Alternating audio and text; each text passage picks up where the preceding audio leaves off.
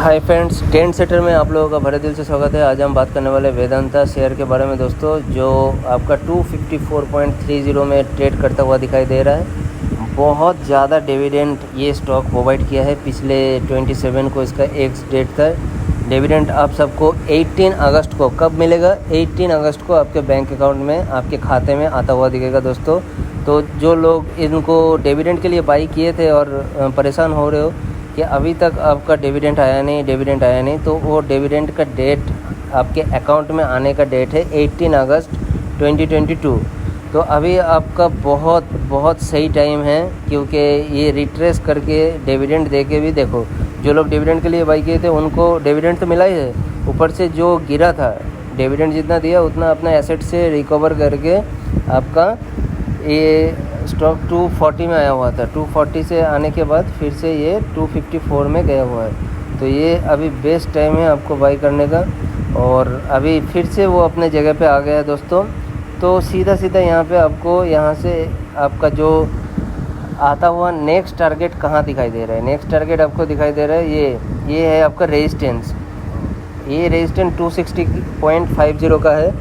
260.50 का ये रेजिस्टेंस जहां इसने हाई वॉल्यूम के साथ ब्रेक करेगा तो आपका नेक्स्ट टारगेट दिखाई देगा एकदम सीधा 290 के लेवल।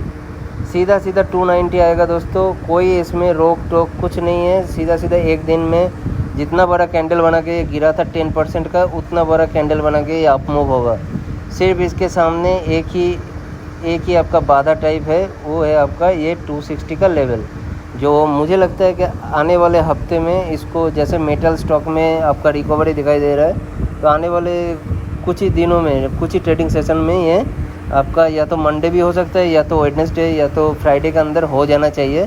261.50 का ये रेजिस्टेंस क्रॉस करके आपका टारगेट 290 की तरफ बढ़ेगा। तो आप बने रह सकते हो, जो लोग बाई किए, और जो फ्रेश बाई करना चाहते हो वो भी बाई कर सकते हो। क्या है कंपनी का? Diversified natural group. सबसे बड़ी बात है कि अभी नोएडा बेस्ड जो भी कंपनी है उसमें सेमीकंडक्टर का बहुत ज़्यादा शॉर्टेज है, और ये कंपनी अभी इनको मिला हुआ है दोस्तों, सेमीकंडक्टर का ड्रिलिंग मिला हुआ है बाहर से, जो बाहर से इंपोर्ट करके लेके आ रहा है दोस्तों। और यहाँ अक्रॉस इंडिया तो है ही, ऑल ओवर ग्लोबली ये बिज़नेस करता है। और सिर्फ ये स्टील के ऊपर बिज़नेस नहीं करता है, आयरन और ऑयल, गैस, कॉपर, एल्युमिनियम, सारे मेटल स्टॉक के ऊपर, आपका कमोडिटी के ऊपर इसका बिज़नेस है। अभी सेमीकंडक्टर में नहीं था, सेमीकंडक्टर से कभी आ गया साउथ कोरिया से। तो ये बहुत बड़ी दोस्तों, बहुत बड़ा अपॉर्चुनिटी है। आप अपना position short term long term दोनों के लिए बेस्ट है। वैसे साइक्लिक स्टॉक है, तो अभी इसका साइकिल गिरा हुआ है, तो ये अभी इसके पीक में जाना बाकी है। तो अभी जिनका लॉन्ग टर्म 1 साल का है तो वो ये स्टॉक में बने रह सकते हो, क्योंकि डिविडेंड तो हाई प्रोवाइड करता है। ये 94,000 करोड़ का आपका कंपनी है।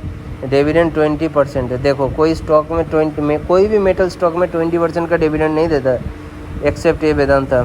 ROC देख सकते हो 32.2 का है। ROE रिटर्न ऑन इक्विटी भी 30 का है। फेस वैल्यू 1 का है।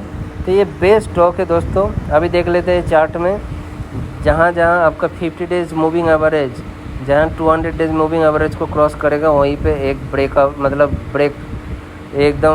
ब्रेकअप होके एकदम ऊपर जाने के लिए तैयार हो जाएगा। और ये ब्रेकआउट होने वाला है बहुत जल्दी, जहाँ 260 के लेवल को ये क्रॉस करता हुआ दिखेगा आपको आने वाले टाइम में। इसका एक ही आपका नेगेटिव पॉइंट है, 99.99% आपका प्रोमोटर का प्लेस्ड है, लेकिन घबराने का कुछ नहीं है। ये जो प्लेस रखा गया है, ये प्रोमोटर को डिविडेंड देने और आगे से आने वाले लोन को और ज़्यादा रिपेमेंट करने के लिए है। और सबसे बड़ी बात है कि ये लोन कभी भी, प्रोमोटर का जो प्लेस्ड पर्सन है, ये लोन ये कभी भी प्रोमोटर पेड कर सकता है। जितना ज़्यादा डिविडेंड पेड करता है उससे ये कभी भी पेड कर सकता है। तो घबराने का कुछ नहीं है दोस्तों। कंपनी का प्रोस्पेक्ट अच्छा है। 5 स्टेट में आपका कंपनी को महाराष्ट्र से, आपका महाराष्ट्र गवर्नमेंट से भी आपका अथॉरिटी और ज़मीन मिला हुआ है सेमीकंडक्टर बेस्ड बिजनेस शुरू करने के लिए और अपना बिजनेस मॉडल को एक्सपेंड करने के लिए। क्वार्टर रिजल्ट का अभी आपका न्यूट्रल बोल सकते हो जो रिजल्ट आया है। ज़्यादा पॉजिटिव भी नहीं है, ज़्यादा नेगेटिव भी नहीं है, तो सही है।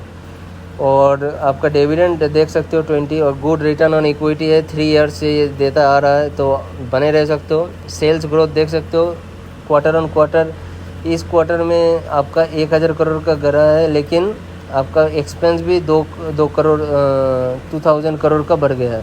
तो ऑपरेटिंग प्रॉफिट इसलिए आपका टोटल मिला के 3000 करोड़ का कम हो गया। घबराने का कुछ नहीं है, ऐसे आता रहता है, क्योंकि बिज़नेस करने के लिए आपको एक्सपेंड करना चाहिए। ईयर ऑन ईयर ग्रोथ बहुत ज़्यादा है, लेकिन क्वार्टर में थोड़ा सा प्रॉब्लम आया है, लेकिन ये प्रॉब्लम आपको कोई मायने नहीं रखता, क्योंकि एक्सपेंड भी ये 2000 करोड़ ज़्यादा किया है पिछले क्वार्टर से, तो और इसीलिए आपका EPS भी थोड़ा बहुत गिरता हुआ दिखेगा। बाकी आप देख लेते हैं CAGR, तो आपको पता ही है कि 10 ईयर में 3% और ये साइकिलिक है तो 3 ईयर में 20% है।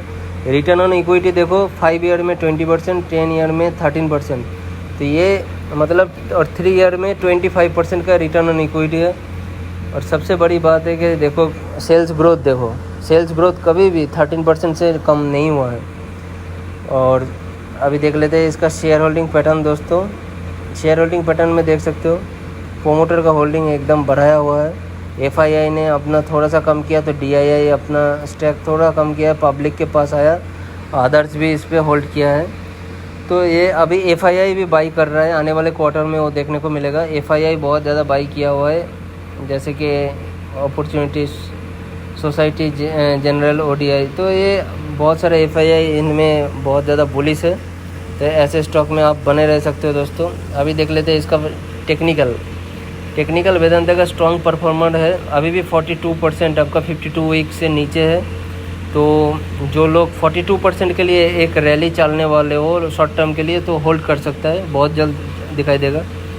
54% RSI है, जो आपका MFI मनी फ्लो इंडेक्स देखो 71 जो है, थोड़ा सा ओवरबॉट, मतलब ये दर्शाता है कि बहुत ज़्यादा पॉजिटिव है। और थोड़ा सा bearish इंडिकेटर है, क्योंकि RSI के कंपेयर में MFI बहुत ज़्यादा है और उस हिसाब से वॉल्यूम क्रिएट नहीं हो पा रहा है, तो ये थोड़ा सा है। लेकिन आप शॉर्ट टर्म के लिए स्टॉक में बने रह सकते हो। मैं बोलूँगा बहुत जल्द इस स्टॉक से आपको बहुत ज़्यादा प्रॉफिट नहीं मिलने वाला, लेकिन शॉर्ट टर्म जैसे कि 2-3